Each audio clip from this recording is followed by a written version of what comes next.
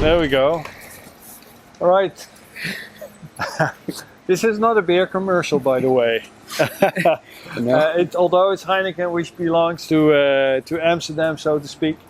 It's 0.0, so I'm riding it back home just in case that everybody knows that this is non-alcoholic. Non-alcoholic's the way to go with riding for sure. So now this is yet another BikeBrewers video, hence the beer. This is we're doing this because we're a friend of mine, a friend of BikeBrewers actually, and a friend of the Amsterdam Classic Riders, has come up with a great idea, which we subscribe to immediately. I'm introducing Nubbs. He's a good pal. I've met him in 2018 when he just moved to Amsterdam, and we were introduced to each other through Jonathan. And Jonathan is a Kiwi. very much so. So unfortunately, shall we say for us, fortunately for him, has now moved back to Brazil. His wife is a diplomat, and they've been all over the world, and she was a diplomat for the Brazilian embassy. Actually, Jonathan came up with a great idea coming from the States, where they were previously stationed. He said there's a great community called the New York Classic Riders. Why don't we get the Amsterdam Classic Riders started? And that's how you and I actually met in 2018. Yeah. So maybe it's good if you tell a little bit about yourself, the history before we met, because I know the history after we met, obviously. But you've had a colorful life so far. So maybe it's good if you introduce yourself a little bit. Yeah. And I'll open my beer. Cheers. Cheers. Cheers. I'm going to open mine first too. Colorful life. That's a good way to put it. So I guess if you start from the back is. I've always been automotive inclined. I've always been around cars and motorcycles, and my very first jobs were in the automotive industry. I was a mechanic, I was a body man, I built show cars for a while, and I eventually got into racing cars for a living. So what sort of class did you race in? Because I know you were successful, but I had no clue what you were successful in. So we did.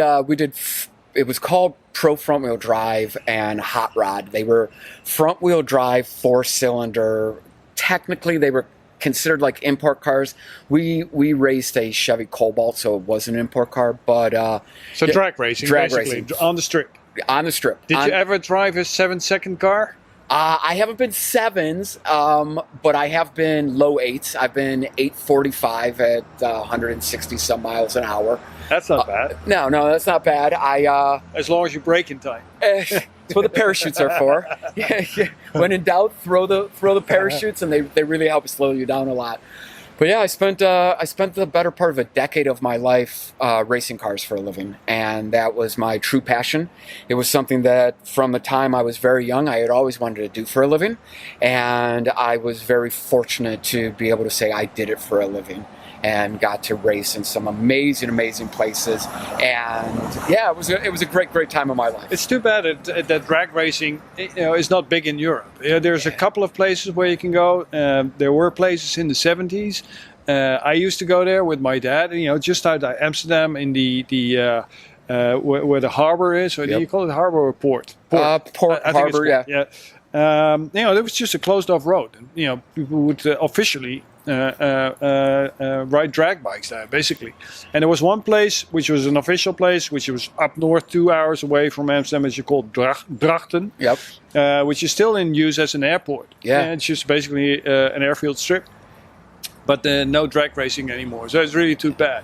Now, I know that you and your wife is the one who got you to come to Europe in the first place, right? 100%. Followed my wife here. Okay, so how did she decide on? Did she decide on going here, or was she offered a job? How did it work? She was offered a job here. We had both visited here, and Amsterdam was always one of our favorite European cities. But we never thought that we would get to Amsterdam. At the time, I was working for a German company, so I thought that I would get to Germany. And then I took a job with a company based out of London. She had a job with connection to London, so we thought it was going to be London or Germany. And we ended up in between. And it's a great in between. And honestly, we're significantly happier that we ended up between those two and ended up in Amsterdam. Just so happened my wife ended up at a job in New York City with a company that was owned by a Dutchman. His family was all here. So when they set up the European offices, he's like, well, I'm going to do it in Amsterdam. So she got transferred here for that, and I followed her. So it was high on her bucket list, always, right? To come always wanted to live in Europe. So I have to thank her for sort of introducing ourselves. Besides Jonathan, it was your wife who got us to meet. If it wasn't for my wife, I would not be standing here right now. That's for sure. Now, you and your wife have something with bikes. It's not just you, but your wife as well, right? No. Motorcycles have been a major part of our life since we met. We actually met at a motorcycle event. What was it called? Two Wheel Tuesdays. Tuesdays. We're bringing it back. There's plans. Good. So we met at a Two Wheel Tuesday, and she was newer to riding. I had been riding for a while. I was pretty well ingrained into the culture. We were right outside of Washington, D.C. That's where we were living at the time. And we met there, and then we started doing a bunch of motorcycle rides together with groups of friends. And you know what they say, one thing led to another, and one day I woke up and said, you should probably ask this girl out. And you did. And I did. And then we had motorcycles at our wedding. We take motorcycle vacations. Everything. Our life is always motorcycles. I remember distinctly when we met, you did not have a bike. You had a pedal bike here. I had three pedal bikes. If you're in Rome, do as the Romans, right? Exactly. But you did not have a bike, and it took a while for you to get a bike. Actually, it took Jonathan to leave the country for you to get a decent bike, right? Yeah. So it's funny is that when you move to a new country, you have to figure the lay of the land. For the first 6 months, we didn't even have Dutch driver's license. Then for the first year and a half, we didn't have a place to store a bike. We didn't know the rules of the road. I wasn't working. When we moved here, she had a job, but I didn't have work. So it was hard to justify going out and buying two motorcycles. And then things just started hitting really quick. Jonathan, fortunately, got transferred.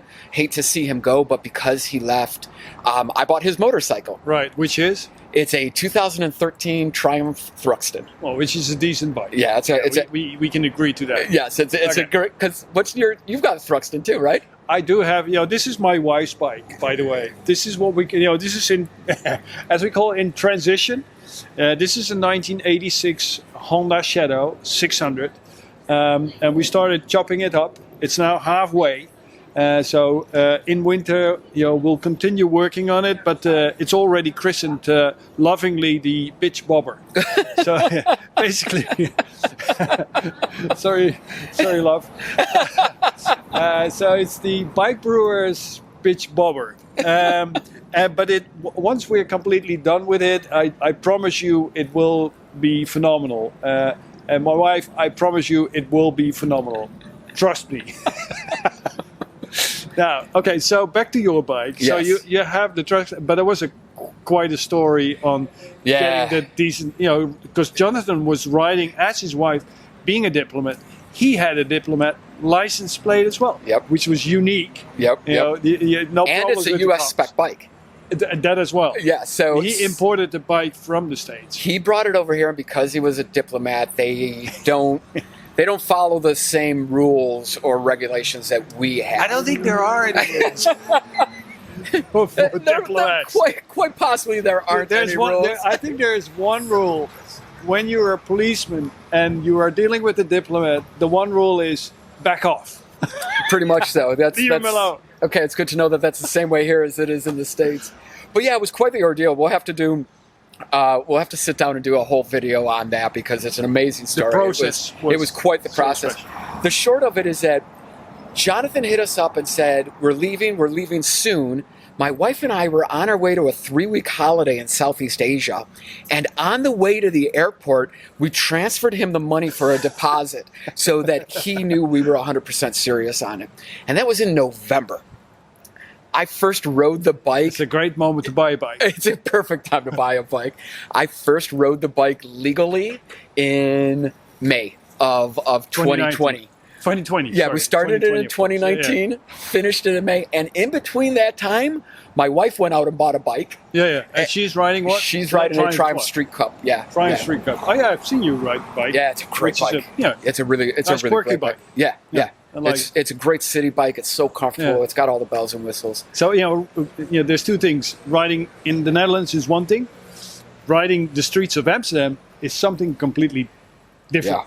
Yeah. So if any of you are visiting Amsterdam and want to ride, just give us a holler. Let us know. The members of the Amsterdam Classic Riders will be very happy to show you around. And try to get you out of the city as fast as we possibly can for your own safety. Yes, 100%. Yes. Whilst on that subject of people visiting in a community, you have an idea which I, as I said in the introduction, immediately subscribed to, and so did the other colleagues from BikeBrewer. Said, this is what we really need, and everybody in our Amsterdam Classic Riders community said the same thing. This is what we need. Now, give us the short version, and we'll see if we can get into the long version as well. Sure. So the short version of it is a motorcycle community center and social hub. Right. Our tagline is "Make ownership easy," and we want to bring the Amsterdam Moto community a place that they can do everything. Okay, they can go get a cup of coffee if they want. If they want to wrench on their own bike, we've got the tools and we've got the equipment for them. If they want to just hang out and watch the races, we've got that. 0% alcohol? 0% alcohol. That's one of the things. I purposely, when setting up the business, they're like, "Are you going to sell alcohol?" I said, "Absolutely not.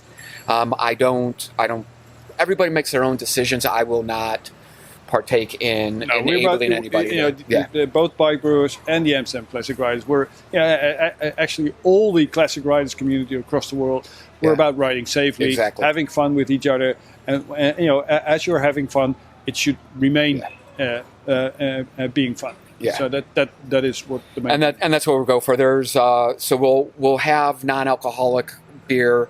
We're actually trying some non-alcoholic wines also. It's something new to me. There's some pretty good ones. Yeah, I can tell you.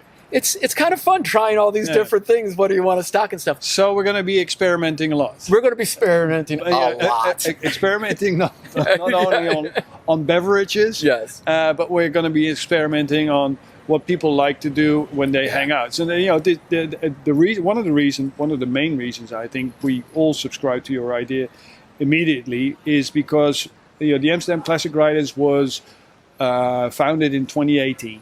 This is part of the New York Classic Riders, which was founded by our good friend Dominique Dutronc, who is a Dominique Dutronc, I should say, in proper French, who used to live in New York. So he started the Classic Riders in New York, and then from there on it sort of spread. I think we were there pretty early. I think it was started in 2016, 2015. Yeah, I think 2016-ish. About when BikeBrewers got started, which was 2015. Yeah. And we're now 44 communities worldwide, all over the world. So it's a special community. But unfortunately, in Amsterdam, there's not really a place that we have managed to find where we can just do all the things we want to do and all the things that you have in mind with the Mokum Depot. Is that the name? Mokum Moto Depot. Okay, now explain the name. Okay, so because I obviously being born and raised in Amsterdam, I know what Mokum is, but I don't think anybody outside the Netherlands knows it. And that's one of the things that I like so much about the name, and we struggled with names. I mean, if you've ever tried to name a company, it's got to be. It was terrible. I own so many domains that it's not even funny. But Mokum is the nickname of Amsterdam. How do you spell it? Mokum. As in Marie. As in Marie, yes. Right. So every city that I've ever lived in has a nickname, and I'm really tied to those nicknames and stuff. And then when I realized that Mokum was the nickname of Amsterdam, and then it's not really known outside of the Amsterdam community, it really kind of sat in. And you know it's a Yiddish word. I do know it's a Yiddish word. I know it's a Yiddish word. Traditionally, we used to have a big Jewish community. Fortunately, we still have a very, very vibrant Jewish community in Amsterdam. So Mokum is a Yiddish word, which basically means Amsterdam. Yeah, Amsterdam and safe haven. Yeah. So the literal translation in Yiddish is safe place, safe haven, which is why, at the start of everything, Amsterdam got the Mokum nickname because it was a safe place to. And Rotterdam is also kind of known. There's some other small cities as it. But I mean, that's interesting because you're saying safe haven. Now, we are big in everything we do. We're big on being all inclusive, or everyone inclusive, or inclusive, whatever way you want to call it, which is becoming more and more important in the world we live in today. And this is also an important factor in the concept of Mokum Moto, right? Yeah. As a guy and my wife who we've moved around so much in our life, that it's always finding that community when you land someplace or you're new to something. The sooner you have that community and you feel welcome, the easier it is to assimilate to that area and learn and make it your home. So Mokum obviously being the nickname of the city, I want to pay homage to the city that's given me this great opportunity to do this. But past that, the safe haven part of it is that the motorcycle community can at times be fractured.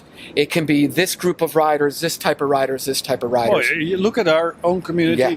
There's people from all walks of life. Exactly. All countries, all across the world. All over the world. It doesn't matter. Even being in Amsterdam, the language we use is English. It always goes back to English. We always communicate in English. Which makes it hard for us when we're trying to you will never learn Dutch. Well, that's the idea behind it. We're trying to keep people from understanding what we say in Dutch. So that's why we speak in English. My Dutch friends are always like, yo, let's do this in English because it's easier for me to speak in English than try to figure out what you're trying to say in Dutch. That's our first member, by the way. But at Mokum Moto Depot, we want it to be a welcoming place for everybody to come in and hang out and feel safe and welcoming. Whether they ride a bobber or they ride a modern classic or they ride something old, they ride a Harley, they ride a Beamer, they ride whatever they ride, and whatever they are in life, we want them to be safe and welcome there. Exactly. So that's why it also ties into. Yes. So that's why it also ties into Mokum. It's a safe haven. That's our second member. Yes, second member. It's our safe haven for everybody in the motorcycle community. So people to enjoy themselves, to learn, to be assisted when they have problems with their bike. Any question, we have guys in our community who are constantly on WhatsApp asking questions what to do to their bikes. Okay. So now in Amsterdam, we're looking at, when was it? Is it 2035 that we're going to be zero emission? 2030, I 2030 think. Even. So 9 years from now, a bike like this is not going to be welcome in this part. This part of the city. So you and I have been talking about location, so we're going to be probably somewhere outside the ring. And it's sort of an industrial kind of thing. That's what we're hoping for. I mean, there's a twofold thing to it. There's the zero emission push, and there's a lot of ambiguity around that. It calls for zero emissions by 2030 in the built-up area of Amsterdam. But if you try to look up what the built-up area of Amsterdam is, nobody seems to know what it is. So because of that, we're looking at, there's a ring around. Anybody that lives here knows there's the A10 that's around, and it's the artery that gets you anywhere else in the Netherlands. So we're looking around the A10, hopefully just outside of the A10, because it's safe to assume that inside the A10 could be labeled as the built-up area, but outside probably won't be. And then we're looking for something in an industrial area because we don't want neighbors. I mean, exactly. that's. I mean, that's whatever you do. There's going to be noise. Exactly. There's always going to be, irrespective of any regulations, it's going to be bikes. Exactly. If you have 10 bikes with legal exhaust pipes, they will still make noise. And in an area like here, you don't want that. And you don't want that at all. No. And I don't think at all that anybody that comes and joins our community or partakes in any events will be disrespectful of anybody. But if you can eliminate that, we're that much ahead of the game. Well, we're looking for, I think, with everything we do, we want to be the ambassador. Yes. Or ambassadors of motorcycle. Exactly. In style. Always ride in style is one of the things we say, even though there's sometimes motorcycle mischief. Yes. Yes. But, if we pull mischief, then we do it in style. Exactly. And trying not to bother anyone with our passion. And that's the biggest thing, is that I think that by building this community, we can help shed a better, brighter light on the community as a whole within the populace of the country. Right. It's the majority of motorcyclists are not bad people. They don't break the law. They don't have loud bikes. They don't do anything like that. But it's those select few that do that give a bad rap to the rest of the community. They are the ones that leave an everlasting impression. Exactly. Or a negative impression. And that's how people, oh yeah, you're a biker, you make noise. Exactly. So now if we can all come together and show, not just Amsterdam, but all of the Netherlands and all of Europe, that here's a mass of people from every different walk of life, and they're all respectful, they help each other out, they help the community out, they do everything well, it kind of sheds the whole community in a better light, and then we all win together. So what is the, if you want to compare it to another concept, will it be something like a Bikeshed or an Ace Cafe? How would you compare it? Yeah, it would be kind of a Bikeshed with a bunch of other stuff thrown in. So Bikeshed is an amazing concept. And they have retail, and they have custom motorcycles, and they have restaurants, and they have shows, they have all of that stuff. And we want to take that on a slightly smaller level, whereas we're also offering 24-hour secure storage. Right. We're also offering... That's a problem in Amsterdam. If you live on a canal or basically in any area within the city limits, then parking your bike is difficult. Especially the bikes these days are expensive. Very expensive, and they're easy to steal.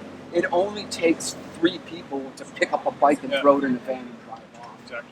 And one of our biggest things is that we want to lower those barriers of entry so that we can get more. So storage is an important factor. Storage. Okay. So storage is an important factor. Assisting people in any advice that they may want to have. So what, with regards to anything in the periphery of motorcycling, like gear, helmets, clothing, what do you have in mind? We're going to offer select brands. We don't have a desire to be a retail shop. No. There's a lot of amazing retail shops here in the Netherlands. Which we support. I support all the time. The Rusty Golds of this world, the Motor Cladding Center. What's it called again? Lifestyle Moto, Scarvalon, the smaller retails, and obviously the bigger ones. Yeah. And we're not in this to compete with them. Right. But we want to be able to offer some brands that might be a little harder to get. Okay, so there's brands out there that I really love and I really like to support, but it's really hard for me to go and find those brands to try on the boots and stuff like that. Yeah. And a lot of shops don't carry them because they're expensive, they're a higher end, or and we have the ability to carry a smaller range because we are not. As you're not going to be a retailer, okay. So you don't want to be in competition with the retailer, but it's sort of a support. Yeah. And if somebody wants to have a high-end brand that you cannot try on anywhere, you can only find it online. It's good. That's what we want. They can find it here. I want to support the brands like the Rusty Gold and the Lifestyle. With when we're open, bring your gear into us, and maybe we can carry some of their T-shirts and stuff like that as well. That would be cool. So, but also it would be nice to have something that if riders from outside the Netherlands visit the Netherlands, that they either have a place to park their bike, or they can hang out with people that can maybe show them around. So that's it's sort of bonding an international community, making Amsterdam a welcoming place and a safe haven for anyone on a bike, or maybe not even on a bike, but just in a bike aficionado from all over the world. That's the thing. idea. We have a lot of friends. My wife and I have a lot of friends from all over the world, and they come and visit us. And a lot of them are motorcyclists. So now here's a place that we could be like, hey, the World Superbike race is on this weekend. Let's go over to Mokum and let's watch the race with a bunch of other enthusiasts and stuff like that. And maybe down the road, we work with some of the motorcycle rental companies, and we set something up that they like can... Moto share, you mean? Like Moto share. Yeah, that's a good idea. I love the concept of Moto share. Yeah, you have a peer-to-peer. Exactly. So if you are a private owner of a motorbike, you can park the bike or store the bike at the Mokum Depot, and you can take care of the renting. That is an interesting idea. Yeah. So where are you now with everything is already there online, and you're even wearing show the t-shirt. There's already one a logo of the samples. There. Love the logo. Thank you. Love the name. But where are you now with regards to being physically there? So where we're at right now is we're struggling with finding a location, and there's a lot of things working against us. Right. And one is the economy. Not a lot of places in the size range that we want and need. So what sort of size are you looking for? 300 to 400 square meters would be ideal, hopefully on one floor. But we're crafty, so we'll make just about anything work as long as there's enough room. If there's some oddball weird place, this is basically a shout yes, out. please. Is the camera off?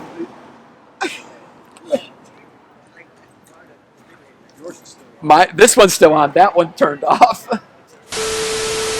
Do you know where it stopped? I have no idea. I have no idea. Just okay. So let's go to. Yeah, it's still blinking. Okay. So so where are you with regard? So you already have the logo. Yep. Maybe you should show it. We got sample shirts. I'm ordering so many sample shirts right now. My wardrobe's all going to be samples. Okay. But yeah, we're close. So this is already physically there. Yep. Now, with regards to the location, how far are you with being physically there? So right now, and this is gonna come kind of as a plea to anybody out there watching, we need a physical location. How much space do you need? 300 square meters, maybe a little bit more, but probably under 600 because of price. And that all fluctuates depending on the area and the location. It's more of where we need to be rent-wise, and that changes based on how many bikes you can fit in a place too. So it's a constant. But we're looking at about 300 square meters or bigger. Right. And right now we're struggling with finding that place because there's just nothing on the market right now. It's unbelievable, isn't it? You know what? They tell everybody to work from home. Yeah. And then we've looked at some interesting industrial zones, but there's nothing there for a reasonable price. Yeah. I can find stuff all day long in the 1,000 to 1,500 square meters, but that's so big. We can't afford that rent. Start small and let it grow organically. If people find the way, then money starts to flow, and then we can figure it out from there. But so right now we're looking for anything. The sooner the better, obviously, because what is your ideal timeline? Ideal would be to sign a lease tomorrow and be able to start taking the keys over September 1st, so that maybe we can open the doors to everybody October 1st. So, but by the end of the riding season, by the end of the riding season, you want to be able to offer storage. Exactly. Would be okay. I can see that would be ideal. Yeah. But that's going to be tough. It's going to be tough, and we have some backup plans. Right.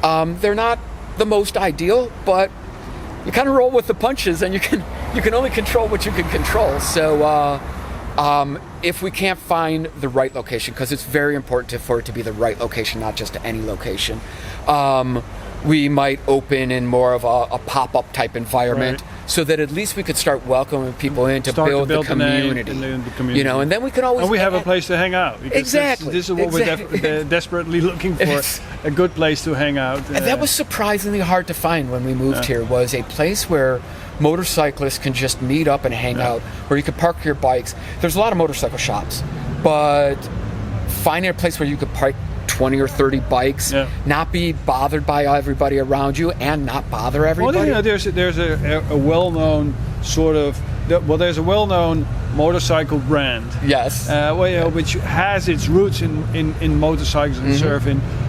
But you know, they opened the location on the canal. You know, now the canal is lovely, but you cannot park 10 bikes there. So we tried it, didn't work out, unfortunately. And it's a shame because it's a beautiful place. Yeah. They got good food, good beer, good coffee. They got everything that marks. It's just unfortunately we can't roll up there 20 deep and park our bikes. No. So we're looking for, our backup plan is to find something that we could at least maybe sublet until the next riding season, and maybe the market changes, maybe more stuff comes available. Look, we'll roll with the punches and we'll try to figure it out. But if anybody knows of any industrial places around the A10, please reach out to us and let us know. We are both trying to create something exciting in Amsterdam for you all. Yeah. And for us as well, obviously. You know, so there's something brewing in Amsterdam. Yes. For sure. Yes. But, you know, we're not there yet, so you know, stay tuned, and we'll be back for more. As you know, when we get updates, we'll do more videos, silly stuff like we always do. I'm looking forward to it. Thank you very much. It's Success. a pleasure. Good luck, Cheers. man. Cheers.